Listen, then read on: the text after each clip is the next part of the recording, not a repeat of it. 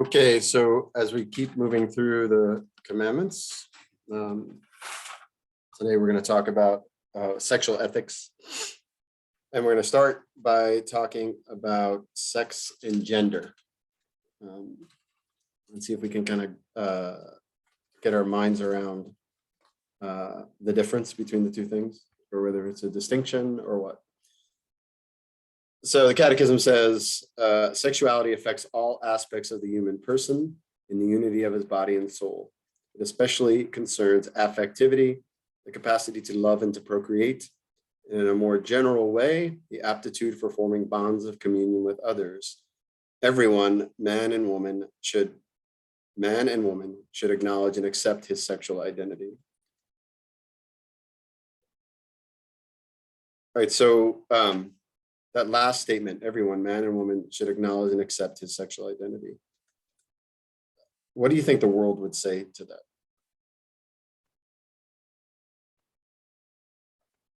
Go ahead. Huh? Yeah. So let's back up. When the church says sexual identity, what do they mean? What does it mean? Okay. Okay. So is what we are, male or female, is that part of our identity? Is it integral to our identity? How do you know? Like, what if somewhere on the conveyor belt of in heaven, like somebody accidentally put the wrong parts on someone? What does that say?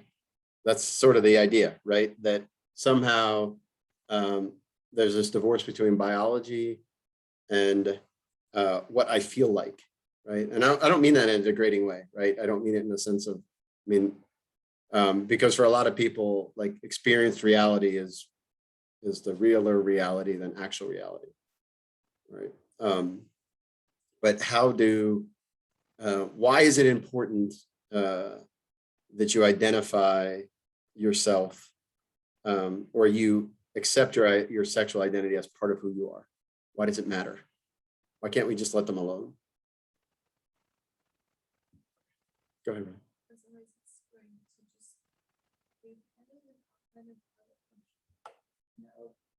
Okay, as a woman, I'm going to present things this way and process this way, and it allows me to live in that process of life. No, okay, no, this is natural, but this might be a healthier way to do it. Versus like this is more of a concern. So just almost the comfort of like this is how we're going to function, but also ways in which to learn and to grow.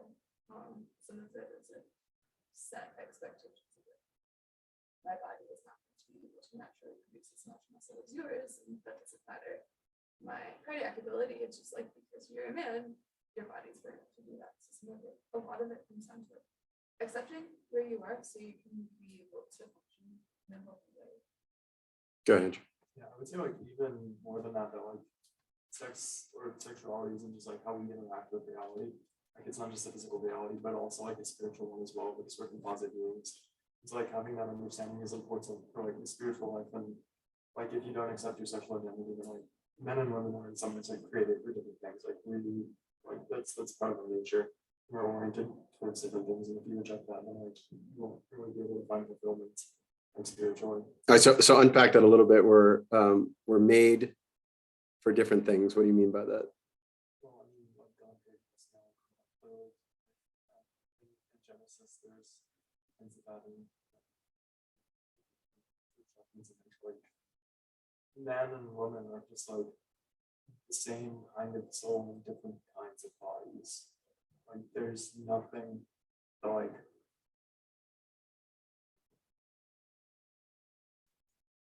the body isn't like just something that the soul occupies. That like reveals things about it as well. Right. Okay. So the body definitely reveals the soul.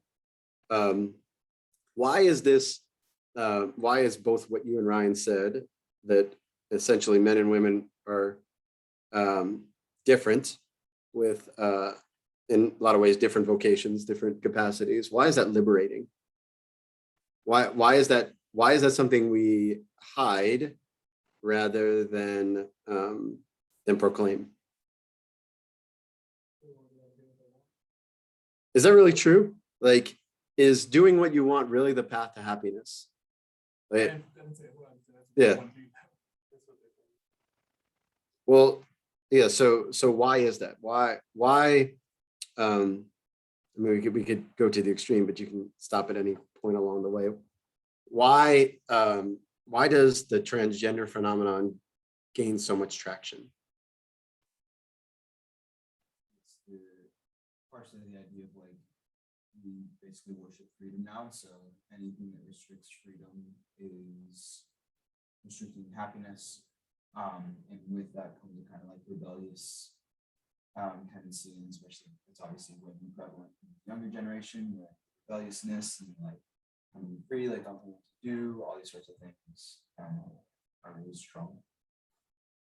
Yeah, so I would say it's in a certain respect, right? If you rebel against reality, you're always going to lose. Like everyone kind of gets that, right? I mean, I would say that what is happening, there's two things happening. The first with like the transgender reality, like what is really happening is that no one's addressing the fundamental discomfort people have in their bodies, right? Like no one is addressing the fact that young ladies are, for example,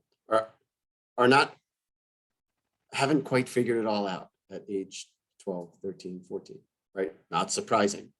No one is addressing that. They think that's a problem. No one's told them it's not a problem. Then they find that they're not really that happy because they haven't figured it out, because no one's guiding them. And someone tells them, well, actually, the reason why you're sad is because you are really a man trapped in a girl's body. Let's give you some men, let's give you some man juice and see if that takes. And suddenly you load a girl with testosterone, and you know what testosterone does? Really boosts your mood, makes you feel 1,000 times better. So you go, oh, that must have been it, right? But now they're moving further away from happiness, not closer to it, right? But no one has the courage to tell them that. Yes, Ryan.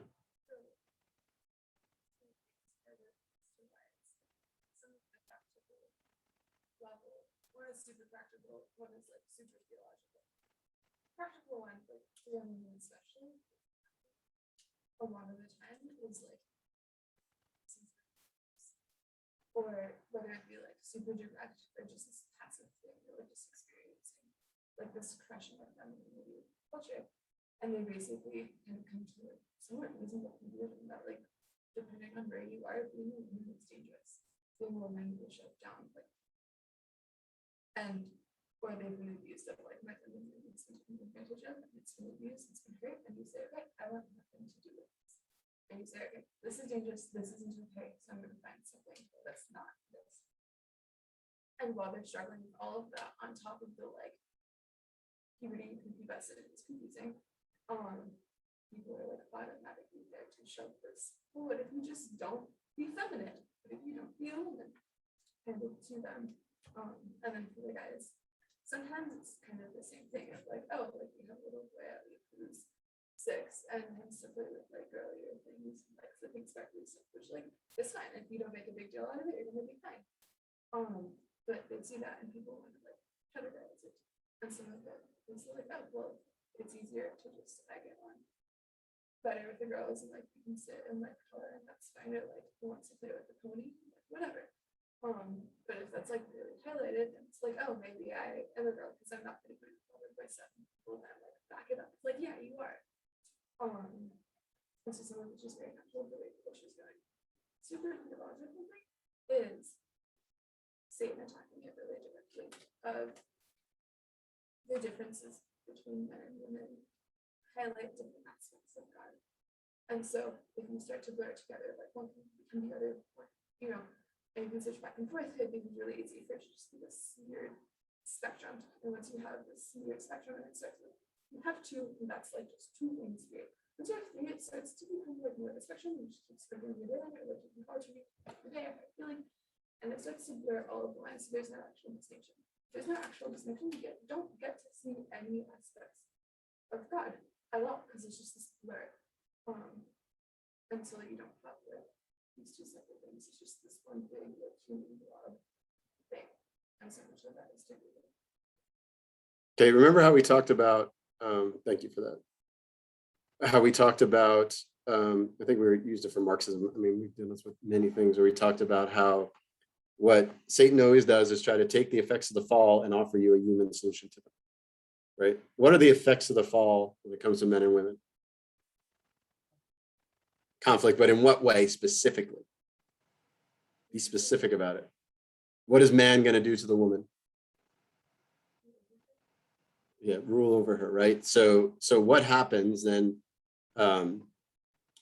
is, well, it's the patriarchy, right? So you see that all it is a repeat of the fall, human solution, right? How do we fix the patriarchy? Well, we let women seize their own masculinity, right? So instead of the man holding masculinity over her, we're going to let the woman take it for herself, right? And look what happened though, right? Still lording over. Why? Because the woman has to be like a man, right? Everything that's like wrong in our culture is women trying to be like men, because somehow men are the better ones, right? Somehow men are the better ones, right? That's all feminism is, right? That's all.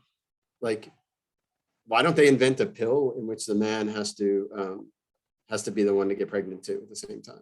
No, they give her a pill that makes her like a man that takes away her fertility, right? So that she can have sex all the time, right? And then they paint men, somehow there's this high standard for men, but now they've set it so that men lording over is actually creating victims, right? And so what do we have to do? Well, what we have to do is go to Jesus, who is the only one who can fix it. But instead, what we're going to do is we're going to actually flip it over so that we now punish the victimizers. All right. And so see in all of these things that Satan just keeps coming back with the same thing, just a little twist on it. And no human solution can ever fix it. Right. And that's exactly what all of this nonsense now is. It's just Satan redoing, like trying to, because in our hearts, we know something's broken, right? In our hearts, we know that men lord it over women. I don't need some woke person to tell me that. Moses said it in Genesis. I got it. Like, I don't need that. I need the solution, right? And no one's offering the solution. So like see through it and understand that that's how we combat it, right? Because it's not like, yeah, understanding like getting to the idea is really, really important, right? But the point is that the ideas don't work anyway, because everyone already knows that's not a solution, but it's just a human attempt to solve the problem, right? And it's never going to work. And the only solution is Jesus. All right, so understand that, like that's what Christ is offering us to fix that.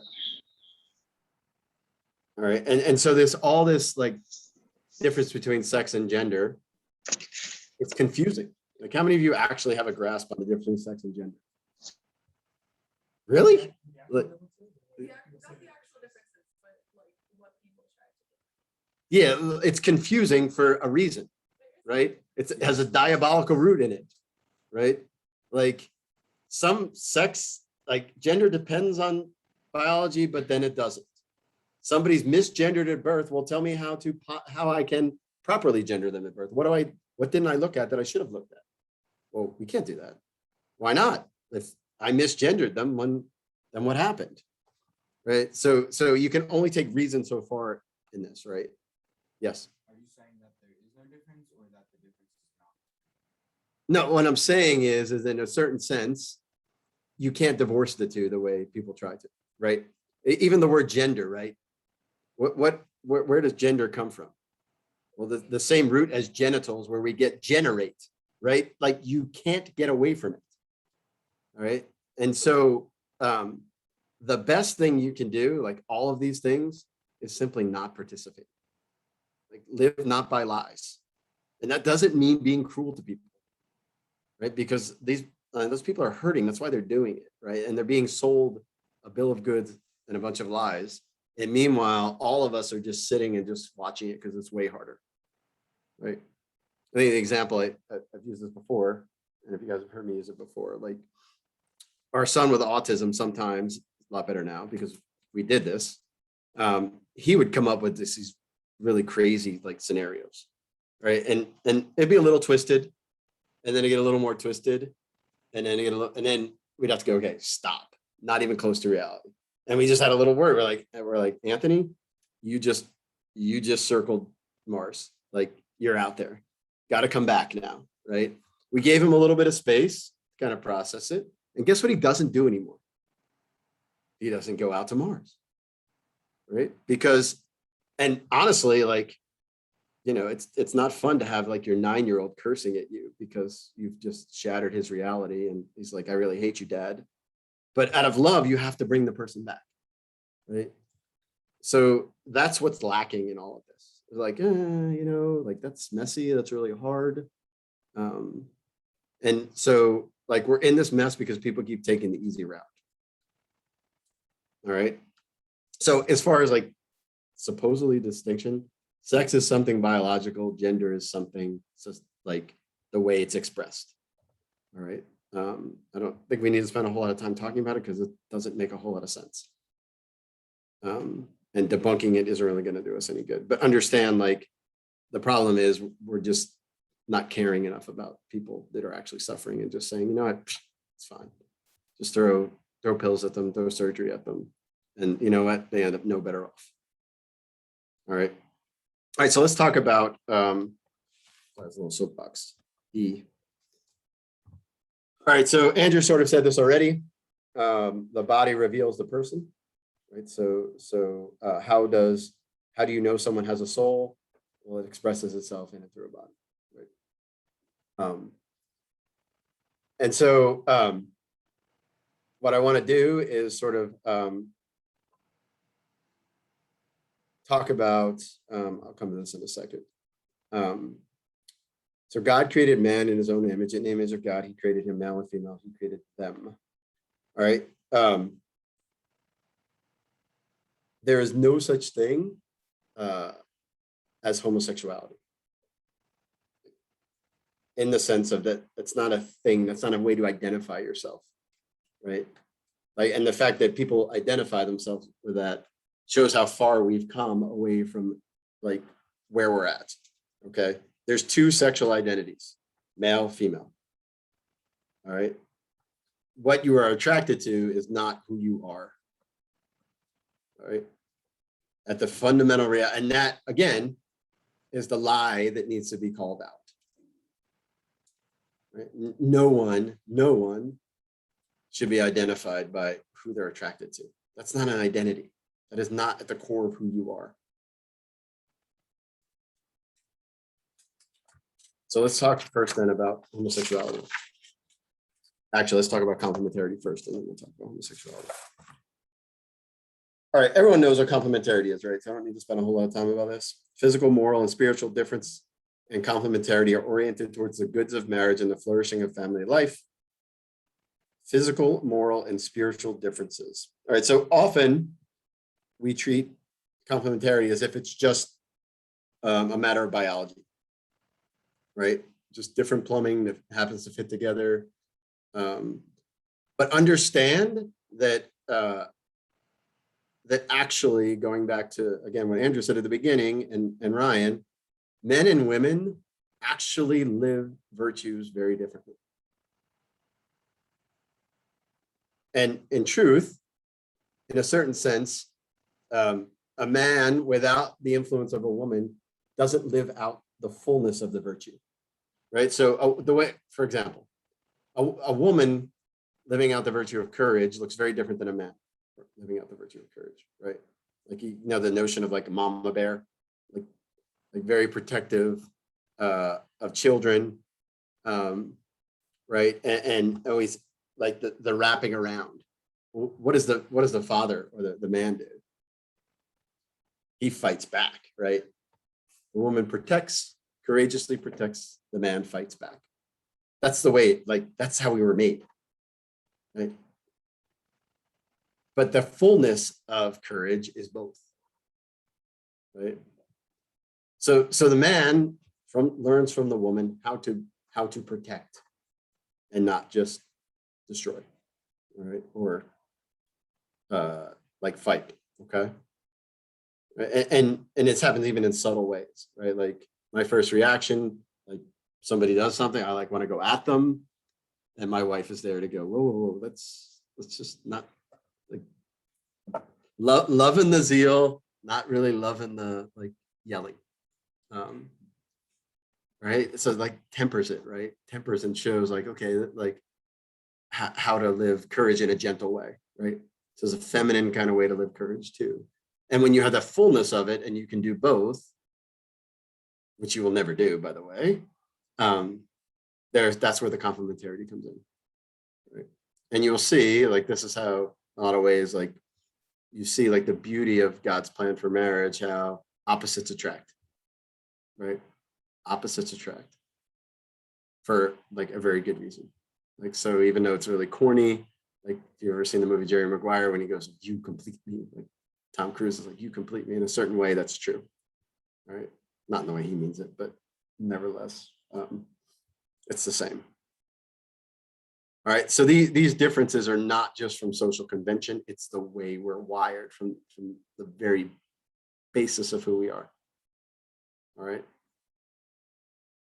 And those differences, despite what the world will tell you, are not so that we can fight, but so that we can come together. All right. And so the world seems to think that everything is, like, the lens through which we view everything is conflict. And the church says, no, everything is through complementarity. Right. So it's conflict versus complementarity. All right. One other principle, and then we'll get into the sort of nitty gritty. You guys have seen this before. This is called the personalistic norm. It comes from Pope John Paul II's book, Love and Responsibility. I think we've talked about this before, so I don't want to go too deeply into it or spend that much time on it. But for John Paul II, the opposite of love is to use someone. Right? It's not hate, it's to use.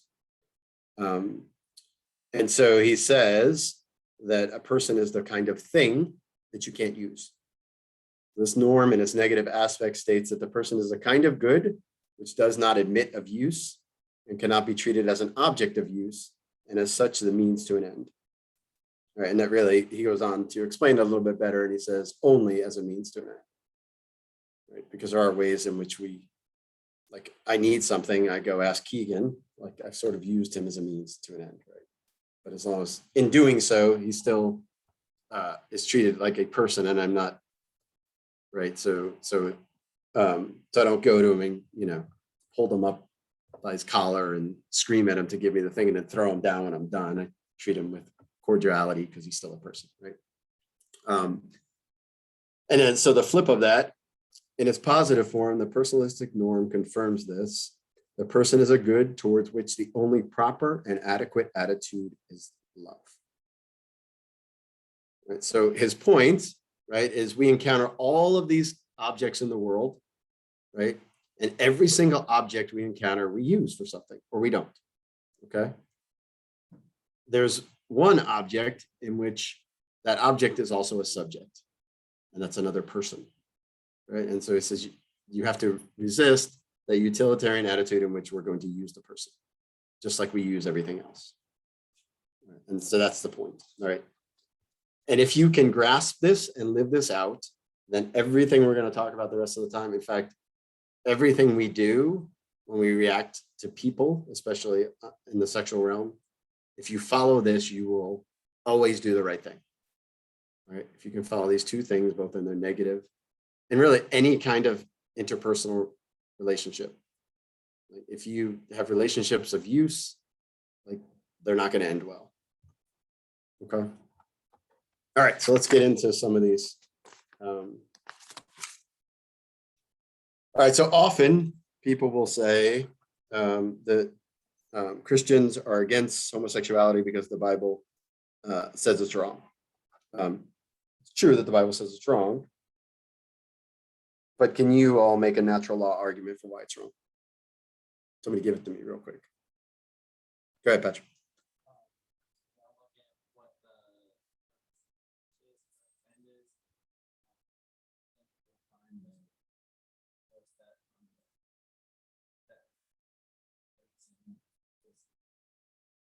Some type of recreation, and from there, seeing,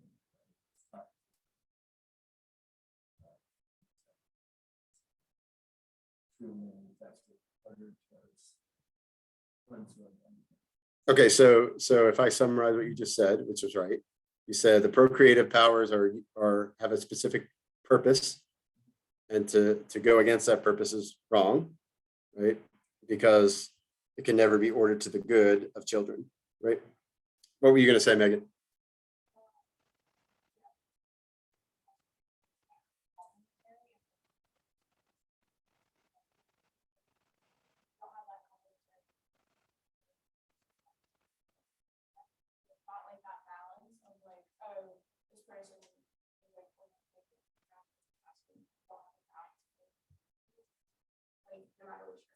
Right. Yeah. So complementarity is totally lacking too.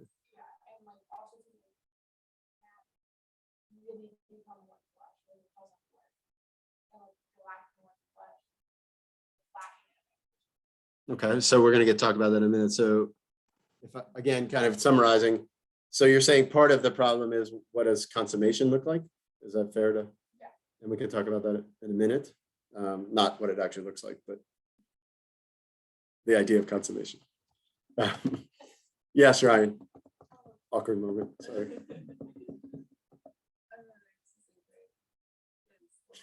Did I get you distracted? Luckily, it's really hard to distract me. That's all. Go ahead, Ryan. Please save me. Looking at what is the point of sex? Well, if sex is for procreation.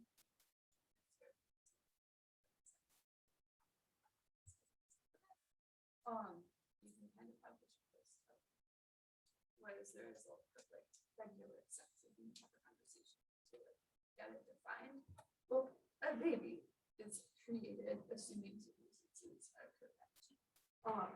So that's one of the results, like what happens at the biological level, like eggs and sperms and all of that stuff. And those are, no one can argue for the forming of a baby. So like, so plumbing fits together to form a baby. Like that's the biological baby, but monistic, really biological. And then that bonding and that unity, like with the physical unity of the such stuff that he was talking about. But then also like on a spiritual level, like the spiritual aspect is harder to discuss. Okay, so so I want to go back to what Megan was saying. So very often, someone will say there's no difference between homosexual activity and contracepted sex. Okay, which by the way, like if you trace historically, like in our country where it went, that's exactly how it went, right? So the first domino to fall is contraception in 1965. There's a case called Griswold versus Connecticut, where not only did they make it legal to sell contraception, but they eventually had where now the government would provide it. And then we had the little, I won't call it a hiccup, but the next thing in that sort of process is abortion, because what do you do when contraception fails? You have to have backup, all right? Then they say, well, wait, what you really said is that sex is not for babies, right? So, okay, then if sex is not for babies, then why can't homosexual people also do that? And then that's the next thing to fall, right? And then gay marriage just slides right back in, right? So the root of everything goes back to contraception, right? Because it's really difficult to argue with someone or convince someone that homosexual activity is wrong when contraception is okay. Right? Now, there are obvious moral differences between the two. But the point is that if someone's going to argue that contracepted sex is still unitive, then even if it's not procreative, then it's really hard to then justify that any kind of sexual activity is not unitive. All right, does that make sense? All right, so the pastoral care of homosexual persons, which came up in the CDF, says homosexual activity is not a complementary union able to transmit life, and so it thwarts the call to a life, that form of self-giving, which the gospel says is the essence of Christian living. This does not mean that homosexual persons are not often generous in giving of themselves when they engage in homosexual activity that confirm within themselves a disordered sexual inclination, which is essentially self-indulgent. Right. The word disordered is key, right? In fact, people who have tried to change the church's teaching tried to change the word disorder and tried to change it to differently ordered, right? You understand the difference between those, like how important the word disordered is, right? Disordered means it's out of order. It can't be ordered to the thing that it's meant to be. Differently ordered just means it comes at it from a different angle, right? So we have to be pretty insistent, and people will do this. I've heard homilies where people called it differently ordered. It's a little bit of a law of gradualism. So it's disordered sexual inclination because it's ordered to self-gratification, just like contraceptive sex is, right? It's ordered to self-gratification. It's just mutual use, right? They've just agreed to use each other in a certain way. It gives the illusion of intimacy, but not real intimacy, right? Gives the illusion of intimacy, but not real intimacy. Again, the same thing that you see with contraceptive sex, all right? And so, again, they're different on a moral level, but if you want to get rid of homosexuality, you also probably got to get rid of contraception first, all right? And that we've just kind of left it alone.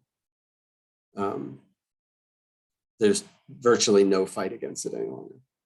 Right? There's just a small little group of Catholics that are practicing NFP or don't use any birth control, and then there's everybody else, and there's no crossover, and there's no fight, right? There's no fight. Some of you have already heard this sort of discussion, but I think it's worth having again, because I didn't get canceled the first time I did it. So I'm gonna try it again. Yes, Aaron.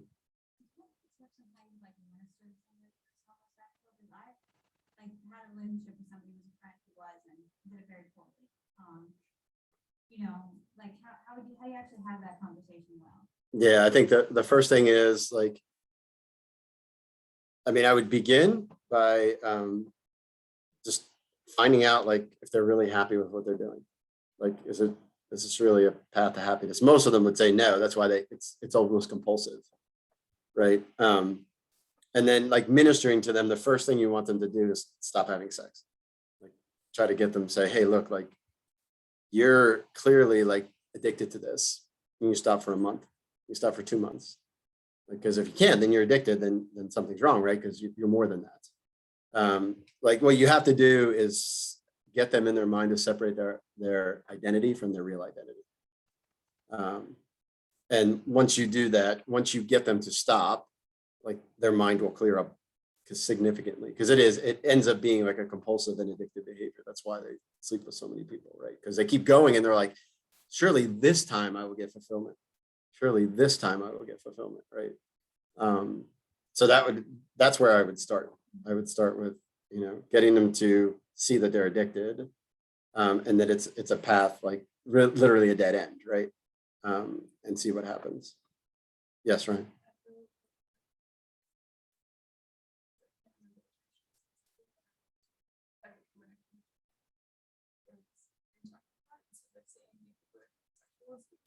The term itself still kind of projects that's their identity. Because even people who experience homosexual attraction, or like homosexual, like even homosexual persons, like it's not my favorite, but just people who Mm, experience. You know, you're allowed to criticize and say it actually Yeah. is not very good. It's not okay. very It's in the good. catechism, but it Yeah, doesn't mean it's good. So it's fine. Yeah. But yeah, like, 'cause that helps. I would agree. Both when you're talking to someone, to emphasize your point of like, if one of the points you're making, especially if you're ministering to someone. One of the big things is to just emphasize like your identity isn't your attractions.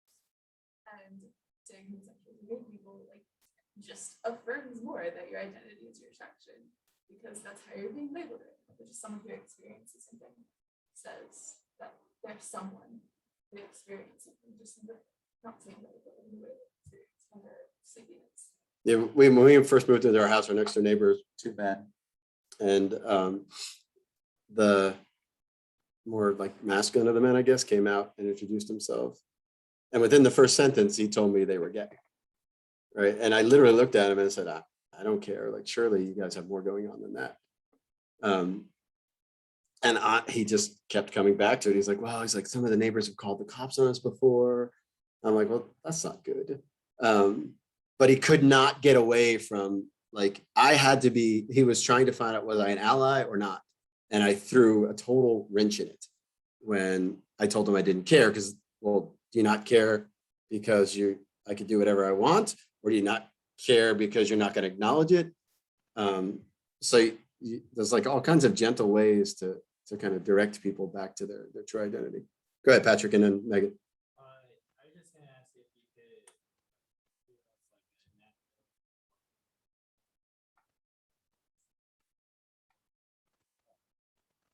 us Yes. Now I've given you guys this a ton of times. Can one of you make the argument, or do you want me to do it? I'm not sure this is what you're thinking, but you're not accepting Okay. So, well, but it's the same thing, right? So it's the same things. So when you use your genitals, right? So in all things that let's say living animals do, they can do them themselves, right? Like eat, drink. They don't need another organism to fulfill something of their nature, right? Except for one thing, reproducing, right? They need another and in reproducing, they become one thing, right? And so when human beings come together, they're only united when their acts are ordered towards that. They're only one biological entity when their acts are ordered to that thing. Once you remove that, they're no longer one thing. They're two separate things just gratifying themselves. Does that make sense? how would you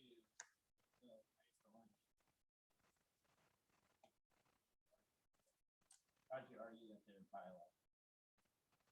Well, because they're carrying out a biological function together that neither of them can carry out by themselves. Right. So you wouldn't say like, yeah, one system. Exactly. That to me is the most compelling, like, or especially for someone who would ask that question, just take it to the biological level and say, how are they one? No, it's not like one. No, it's one system. Yes. Yeah, system is a good word. I didn't use that word, but that's a good word. Okay, Megan, what were you going to say? In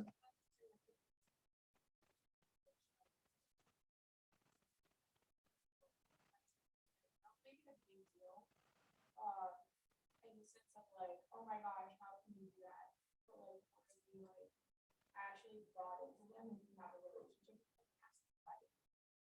Also, you break with that, like, there's like a system of open creative, like, whenever we discuss like someone who is gay, they're like, the first thing that they'll tell you probably says like, oh, I'm gay. Or I'm this, I'm that, I'm this identity, I'm that identity. You have to like break that cycle and like kind of strip them down to like actually who they are. And like that's something that's just undeniable, which is why they hold it compulsory to keep telling it and break people down and act a certain way. You have to like break that and like maybe you actually just act as very because of like who you are, but also somehow Yeah, I mean, what you're describing too is really at the heart of like identity politics, just in general, right? Like, I am someone because I belong to this group, right? Yeah, not I am someone because God willed me from all eternity to exist here and now, but because I belong to some group. All right. So the example I used, and I think at the time, the first time I did this, I think Erin was the only one to correct me if I'm wrong. She was the one who grasped it, right? Okay. So the example I used was Father James Martin, who you all know, unfortunately. He came out and he said something about John Henry Newman being the first gay saint. Right. And he said, there's probably plenty of homosexual people in heaven. Right. And I asked the group whether that was true, and everyone except Erin raised their hand. Right. And Erin went way up here in my esteem. Yeah, it was your not your only moment of glory, but it was a moment of glory. And so I asked Erin why she said that, because apparently the church says that that could actually be the case, right? So what I want to do is back into it instead of having Erin tell you the answer, and Keegan too, because I think he was there, maybe Connor was there too. All right, so if you've already heard this, you already know this, don't talk. So virtue, what is the virtue of chastity? Go ahead, Megan. Okay, so it's be able to make a full gift of yourself, doesn't necessarily have to be just to Christ. That's celibacy, right? Which is important because that's what Father Martin was saying, right? So in the church's call to homosexual people to be chaste, what is it actually calling them to do? So what is a virtue, first of all? Firm disposition to do the good. Okay. So what does virtue do to us? It properly orders some function, right? So what does chastity properly order?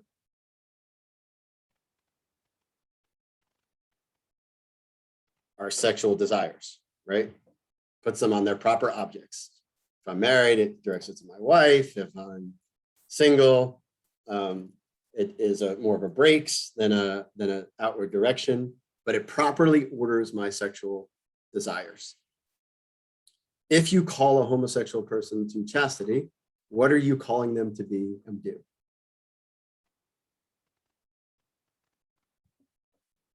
Yes, Patrick. Well, yeah. So what you're actually telling them that, if someone is actually chaste, they actually don't have homosexual desires anymore.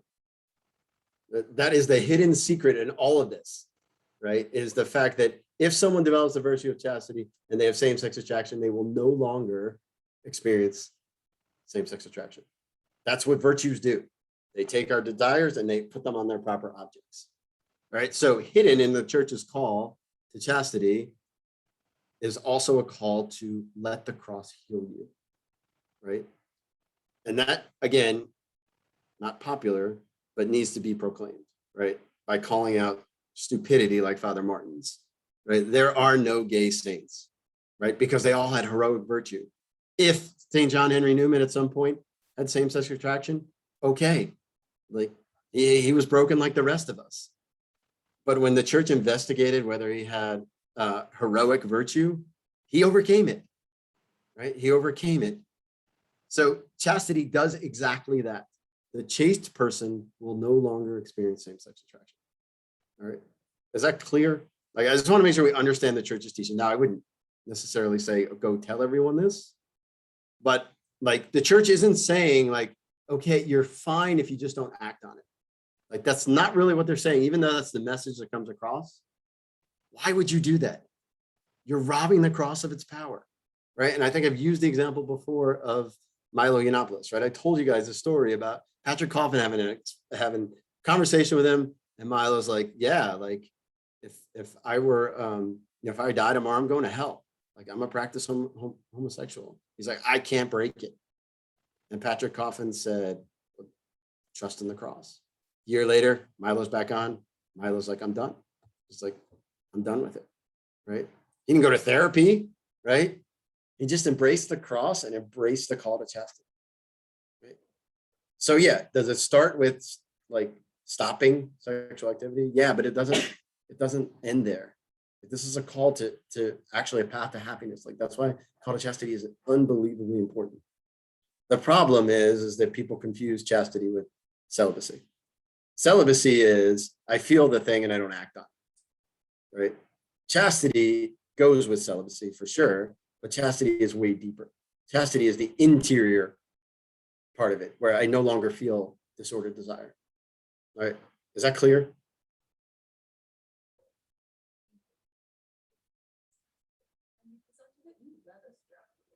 Yeah, well, that's because I wanted you to wrestle with it a little bit, because I was a little bit taken back that everybody but Aaron raised their hand and said, yeah, that's right. Right? That is not the church's teaching, even though people say it.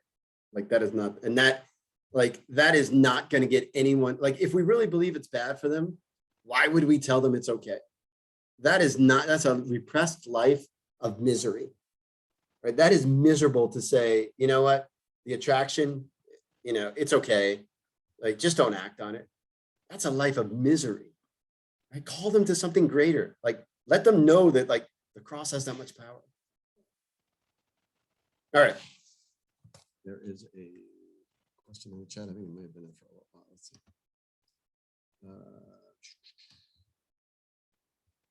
Discussion with one of my agnostic friends, and she was saying that she read an article that mentioned that the passage in Leviticus 18 that condemns homosexuality is mistranslated, since the original Greek or Hebrew condemns pedophilia and not directly homosexuality. How do I respond to her? Sodom and Gomorrah, like that would be it from a biblical standpoint. Like that's pretty obvious. I think that's probably how I would respond. Does that help? Can you elaborate on that? Sure. So what were the sins of Sodom and Gomorrah? Yeah. So the sins of where we get sodomy from, the sins of which I'm not really sure. I don't have a Bible in front. I don't know what's in Leviticus 18, but I don't see why they only go to that verse. There's other verses in Scripture. I think St. Paul in 1 Corinthians, I think, says that, unpopular word, no sodomites will inherit the kingdom of God. But for sure, the sin of Sodom, when God destroys it, is sodomy. Very specifically because they try to sodomize the visitors or the angels that come into the city. Okay. Yeah, so Leviticus 18 certainly is also not, if it were the only place it was mentioned, maybe their argument would be valid. But it's clear that it's mentioned many other places. Okay. So I would just compare what they're saying to 1 Corinthians, and then like just say, hey, well, maybe that's a mistranslation, but what about this? Okay. Thank you. You're welcome. Go ahead. I feel like part of the assumption is whenever somebody comes, whenever some random person comes in and says, hey, by the way, this was actually mistranslated, and like, I know more about the original Greek Yeah. than every other translator of scripture since Jerome. Yeah. Yeah, I don't know if you can hear Connor, but he also said like an agnostic telling you what the Bible actually means is a little sketchy. Ultimately, right? 22 in RSV says you shall not lie with the male as with the woman, that is an abomination. So it's hard to see how that. Yeah. Apparently, the lying with male was mistranslated from male to child somehow from there. It's a good thing that after 6,000 years they caught the mistranslation. That's very helpful. Yeah, it's really embarrassing. We just left that mistranslation sitting there for all that time. Instead of male, it's actually like Yeah. All right, moving on. We probably already covered some of this. A particular aspect of this responsibility, talking about the responsibility of parents, concerns the regulation of procreation. For just reasons, spouses may wish to space the births of their children. It is their duty to make certain that their desire is not motivated by selfishness, but is in conformity with the generosity appropriate to responsible parenthood. Moreover, they could conform their behavior to the objective criteria of morality. Okay, so Catholics are not called to become the little woman who lived in a shoe. You guys know that little, all right, like it isn't just like a woman is not a baby making factory.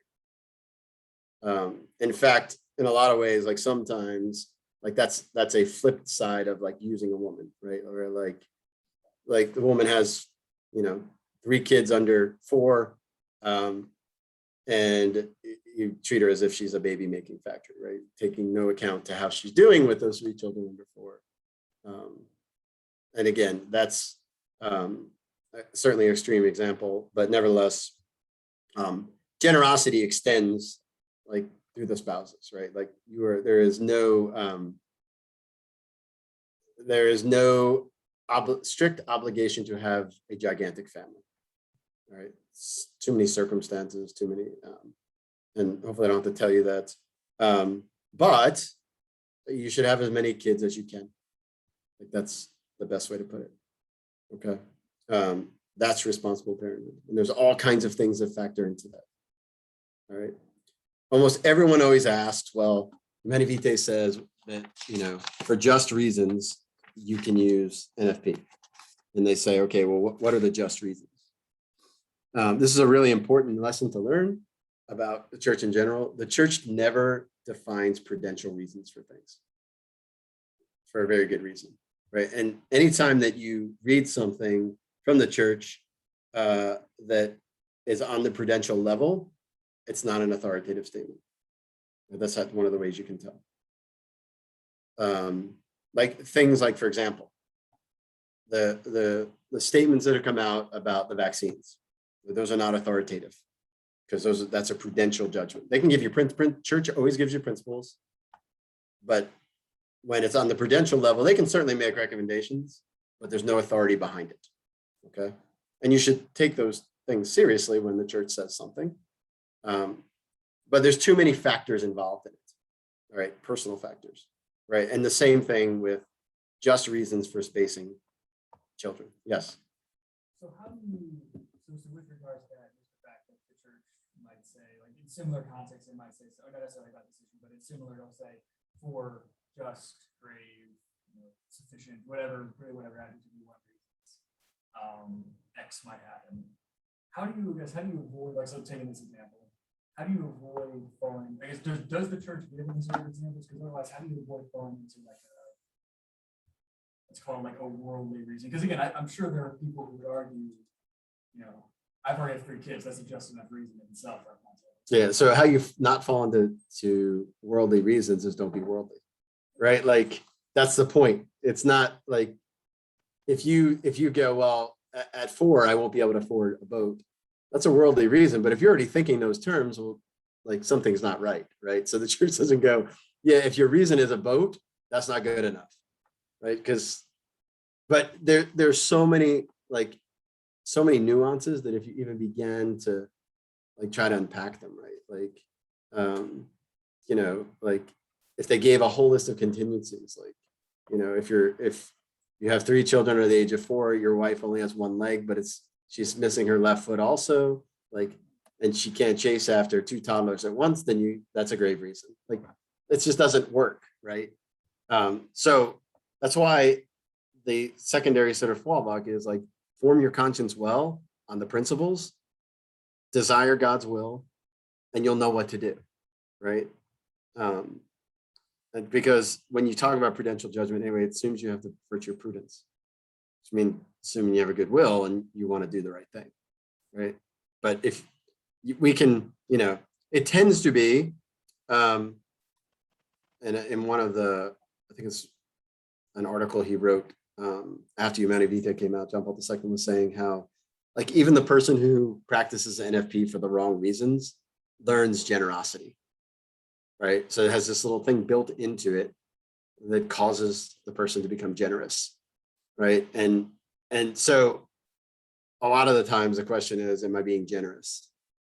And that means, am I being generous to my wife? Am I being generous to my kids who are already born? Am I being generous to the child that is to be born? And a lot of times that's the way to get out of the rationalization of finding reasons why it's okay. Yes. Just to like. Make it personal. Right, of like. It's so specific to circumstance, like. I'm not a fisher, I don't need a boat, but like, if my livelihood depends on fish and sail, then like, yes, the boat is Yeah. super important. Yeah, and it's not unreasonable to go, like right now we can't afford another kid because we're already living, in squalor. Not unreasonable, right? Not unreasonable to postpone having a child for a while. So it's really, again, always comes down to you're not going to get a list, right? So if you're like scrupulous, that stinks, but it's actually good because you don't want a list, because no list would be long enough. All right, so question, since we already sort of talked about this a little bit. So people will say that NFP, all right, so let me read the quote.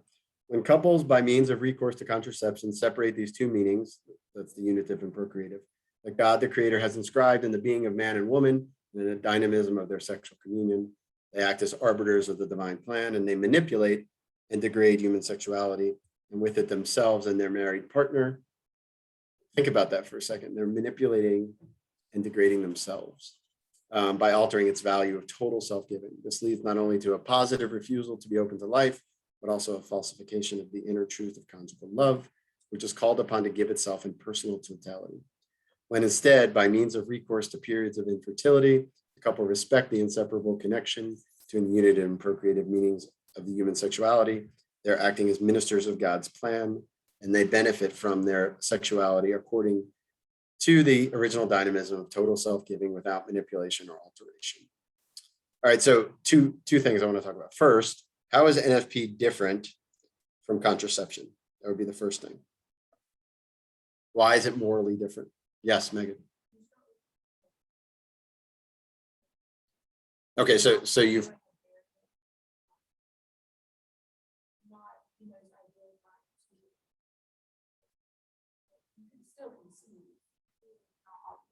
okay, so you haven't opened your you haven't closed the door to conception the way you do with contraception. What if I say, well, but the end is the same either way, like not getting pregnant? Why is it okay?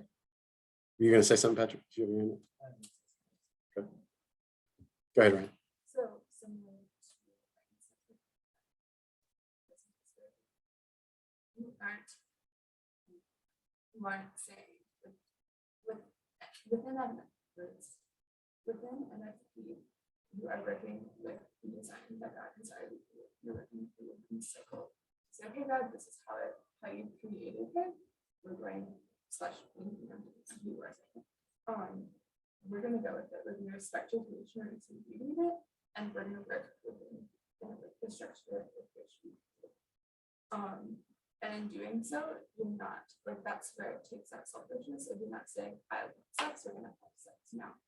Whereas like that's what birth control does. You can say at any point in a woman's cycle, you want sex, we're gonna do it. And so then that also leads because you're saying I'm not going to do this. Like there's total self-giving. And then when you are saying because that desire is so that biologically, like especially when that desire is heightened, which is ovulating, which then biologically will affect the man as well. So like that struggle is very much there, which is that like total giving of self in the virtue needed to receive yourself and to actively love them in different ways. Versus again, contraception is I want it now, I'm going to use my body, / your body to get the thing that I want. Okay, so did God intend that every time a man and a woman have sex, a baby comes from it? How do you know? Yeah, so like if that was God's will, then the woman would be fertile just like the man every single time, right? So, okay, so there's nothing, to summarize what Ryan was saying, there's nothing in it contrary to God's plan, right? So biology tells us something about God's will, right? About the way he designed things. So one of the ways it's different then is it is in accordance with God's plan. It's also different because the means by which you avoid pregnancy absolutely matter. right? I could get $1 million by working at it or robbing a bank. The means by which I get $1 million really matters, right? It has moral weight. Ryan also mentioned sort of the accusation that NFP causes couples to lose spontaneity. All right. What spontaneity really means is I want to just engage and indulge my lust right now. That's what spontaneity, when someone says that, that's what they mean, right? There's nothing like on the human level, isn't it better if it's thought out?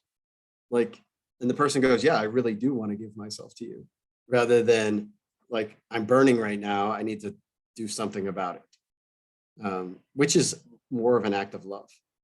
Thinking about it, go, yeah, this is the kind of person I want to do this, right? I think, Go ahead, Kevin. can I insert something? Sure.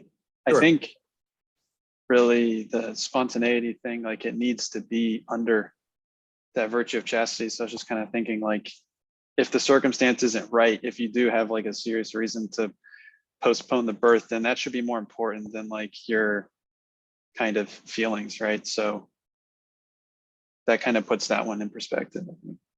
Yeah, for sure, for sure. And like the other part of that, right, is in the abstaining, right? The man actually has to bear the burden of his wife's fertility, which is a beautiful gift, right? Because, like, I got to be honest with you, I can't think of a bigger reason why I don't want to be a girl.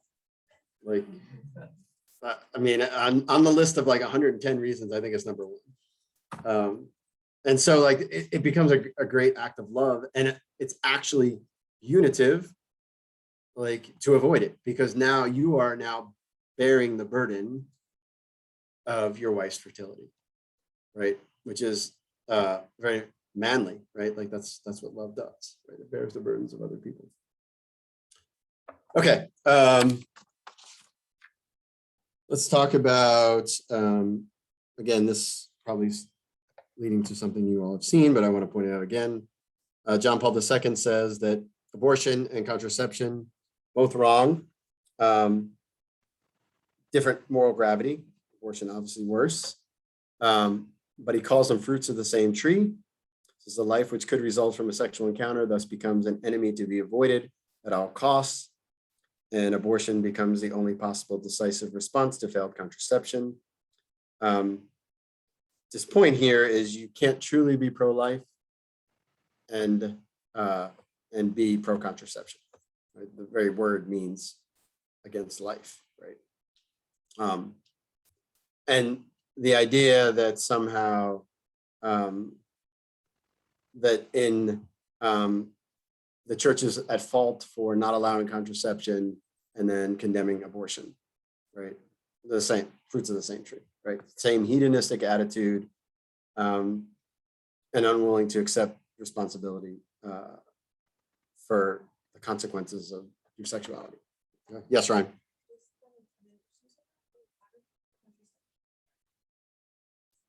Where'd you get that idea from? Yeah. So what Ryan is saying is actually right out of the physician's desk reference for birth control pills. They work 3 ways. You don't get to detect or decide which of the 3 work. The first is by inhibiting ovulation, may or may not happen. The second is to change the cervical mucus, make it thicker so that the sperm can meet the egg. And the third is to change the endometrium so that it reduces the risk of implantation. What reduces? What is being reduced? When does life begin? Go ahead. Conception, so it's reducing the chance that the already conceived human child will be. Yes. So what do we call that? An abortion, right? So so birth control pills are abortifacients. Okay. And I think we've talked about this before, so I don't want to belabor the point. But that's that's not church's teaching, that's the physician's desk reference. Did you have something you want to say, Ryan? Yeah, I'm writing about this. Wait, on this? It's a review session. That's awesome. Yes, this is a very fun day for me. But, so, for mammals, I resent so, that. like, the egg is fertilized, so. And then it takes 7 or 8 days for the birth development for it to migrate to hatching. And so. it's Review at about session further deeper. 7 or 8 days post-conception that let's call it the blastocyst, which is early on the embryo. But at that point, there are cells that will eventually become the embryo. There are cells that are like extra embryonic. And it takes about 3-ish days, so like it'll get to the uterus lining by like day 7 or 8 and be totally implanted by like days 10 or 11. And like by day 10 or 11 into having been conceived and life created, it's already starting the process of connecting itself to being able to receive nutrients from the mother, which is just really cool. Yeah, it's awesome, right? So like that's how early it is. It's like God knew what he was doing. Yes. So question. So it's an canon law that like receiving and procuring an abortion is constitutes a LYFE intention excommunication, right? Would the same apply to oral contraceptives then? Or because It ought to, but that's not one of the things that they really talk about, right? So there is a question, this is probably why, I was picking a little bit. There's a question as to whether the person actually did that, right? Like, so you don't know, right? Like the person could have taken birth control pills and it could have just stopped their ovulation and they didn't actually like, and also for the most part, yeah, there's some vincible ignorance there that kind of reduces their guilt. Yes. That was the other thing, 'cause, I mean, it's only because it's an easy to build it. Even if it had a 1 in 100, if I said, okay, I'm gonna take this pill and there's a 1 in 100 chance of killing me, like, I'm still committed suicide by taking the pill. At least I would be more. Yes. There wasn't sufficient. What were you gonna say? Two questions. One is all hormonal birth control pills work like that? Yes. My second question is, how is this kind of like this last week, like, I've heard somebody argue that abortion is fine because normally if, your baby has a chromosomal, something wrong with it, like, your body will just abort it itself, like you'll have a miscarriage. So really that's just correcting what nature did wrong to have an abortion, discounted and stuff like that. How so- would you argue that? Well, normally, so their argument is it's going to happen anyway, so we'll just do it. Their argument is like, normally like miscarriages can happen if there's something wrong with the baby or with the chromosomes, like, or other things like Turner syndrome or something. So if you find out you do have a baby and it's like coming to term, that has that issue, really just taking the abortion is doing what your body failed to do. By getting rid of the child. Have you heard that before or no? I don't even like that's, no, but that just sounds like no, I think it just sounds absurd. I Like, think it's stupid. I just didn't know yeah. how to say that to somebody. Well, how do they know the body should have done it? That would be my question. Like, what do you mean the body didn't do it, but should have? How do you know? What do you mean? Clearly, like, I don't understand I guess I don't understand the argument. If you had a child with like severe genetic abnormalities, like Down syndrome might be Down syndrome might be an example, or just other types of, they would make, which I think you're making the argument. They would make the argument like, oh, well, there are other cases that I don't know how to prove this, but there are other cases in which the woman's body, maybe the majority of cases, in which the woman's body would have naturally just said, this isn't a viable embryo, okay, this is just gonna get, this is not gonna get developed. Therefore, because your body's supposed to do it, it's okay for us to do what nature simply failed. Yeah, but there's also plenty of cases where a woman has a miscarriage with a healthy child. Does that mean that? See, it becomes a slippery slope. Like you can't argue anything.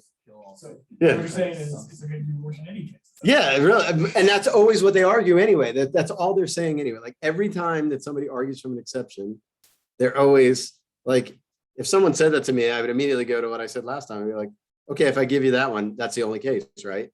And they'd go, well, no, not really.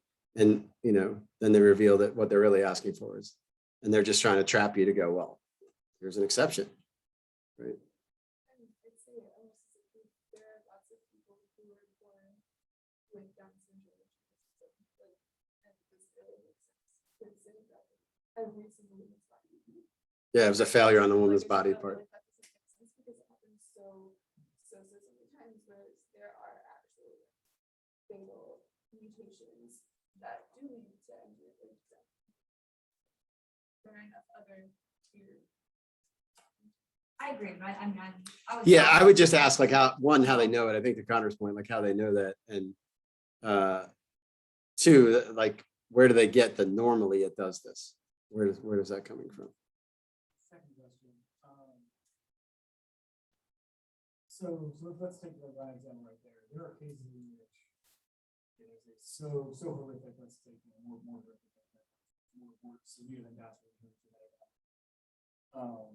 To the point that it might not even be a defect, correct or what is it? There's not even a defect in a woman's body to like to not support it. It's just like the egg just can't multiply, whatever. Is that a human? It's hard to say it's not. I mean, there are situations where you could imagine.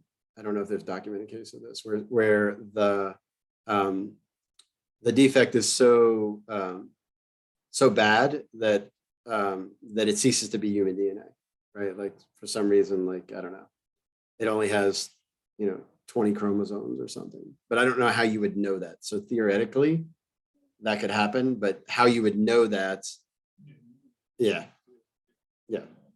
I mean, that certainly can happen, right? And that is, I mean, like that would, and it could be just like the defect is so bad it won't implant, whatever. I mean, there are cases of that, but that's one of those moral questions where people are like, we don't know, and maybe it's not even human because it doesn't have,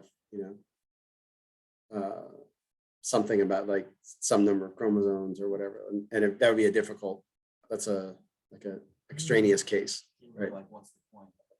Yeah, what if? It's not a human.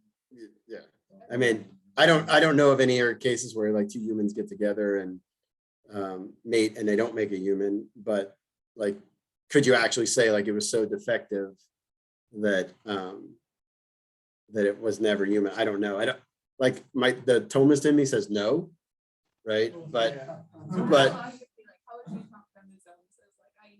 well, I was just using that as an example, but I'm just like the Thomist in me says no, because the either way, when sperm and egg meets, like the form is human nature, right? And they get a soul. Yeah. No, that, I mean, so I could argue either way, essentially. Yes, Megan.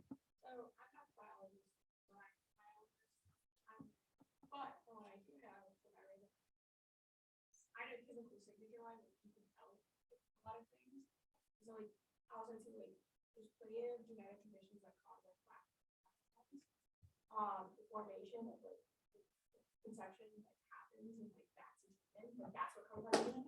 The two DNA that is coming together are two human DNA. We cannot create anything that is not human from ourselves. Unless I think the question is whether one, it's actually alive would be the first thing, right? That would be where the question. I don't dispute that at all. I think that like it doesn't matter if it happens. Like I guess my point is like it sounds like to me like what's the point of holding on to something that like doesn't seem human? No, I think what they were just asking, Connor was just asking like, okay, is there a case where like the sperm could be so damaged or defective that what is actually created isn't a live human being? And I think that probably is the case.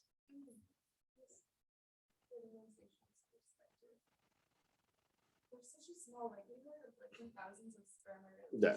like the super damaged. Yeah, that's gonna get to that. Like that's just not. Yeah, I think I would just call it a theoretical possibility. And yeah, it's totally speculative. All right. Moving, we'll go kind of quickly through divorce. Separated spouses while maintaining the marriage bond can be legitimate in certain cases provided for by canon law. civil divorce remain the only possible way of ensuring certain legal rights, the care of the children, or protection of inheritance, it can be tolerated and does not constitute a moral offense. All right, so whenever you see tolerated, you know the thing is bad, right? So here's the other thing, we don't treat divorce as something bad any longer, right? We say it's okay to get divorced as long as you don't get remarried. Right? Divorce is a bad thing.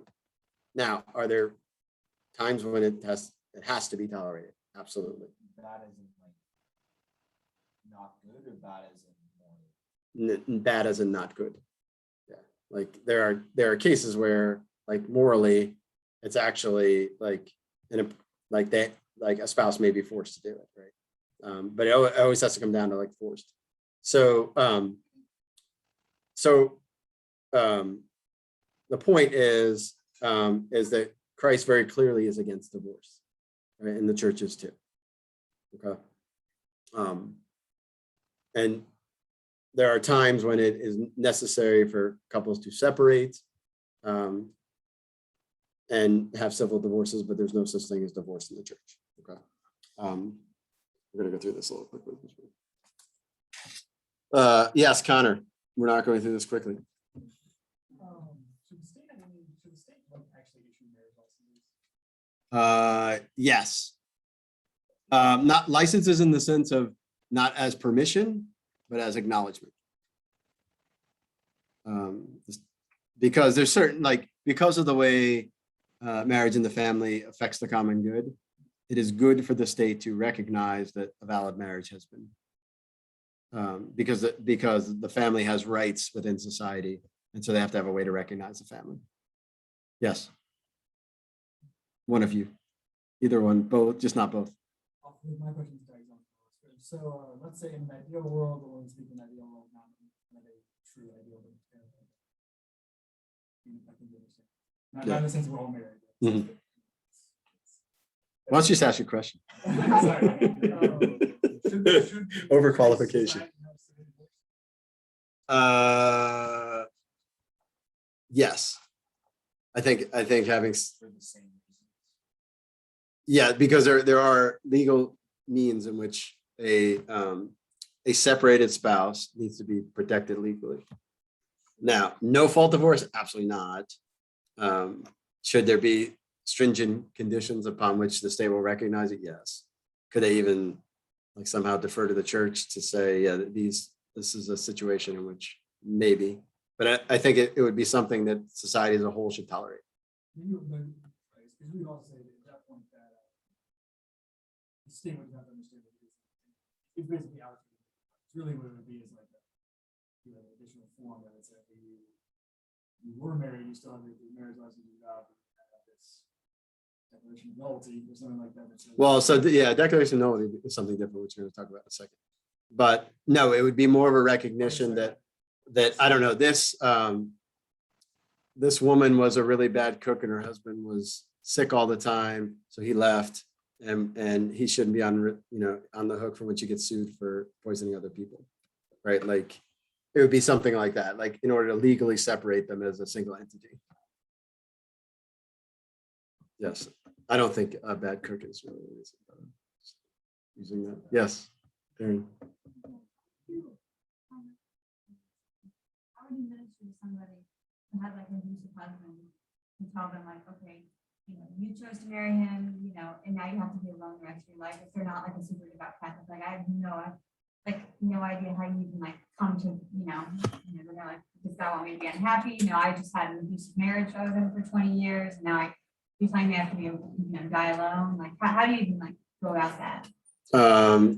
That is like that's a talk in and of itself. And it's something we're obviously lacking on. You don't give her permission to go get married again, right? Because like, remember, like things like that have eternal consequences on people, right? And so like the truly pastoral approach is to go, okay, here's how it is. Now let me help you come up with ways in which you can thrive in this situation, right? And so like that is a long road to hoe, and it's like really hard to talk to people about that.